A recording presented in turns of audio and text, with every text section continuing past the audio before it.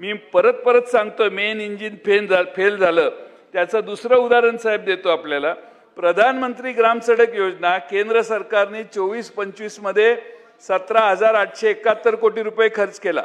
मागच्या वर्षी 25-26 मध्ये तरतूद 19,000 कोटी होती, पण अंदाजात सुधारित अंदाजात ती 1,300 कोटीवर आली.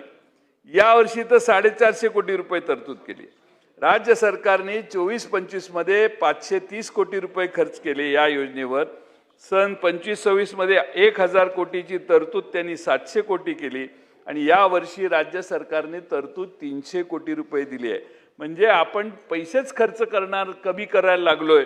हे या ठिकाणी मी किती मोठ्या तोंडानं भाषण केलं की या वय त्या वय त्या वय या करतो. 10 ट्रिलियन डॉलरची कधीतरी होईलच. काय त्याला काय आम्ही काय करावं लागत नाही, ते हळूहळू जातेच तिकडे.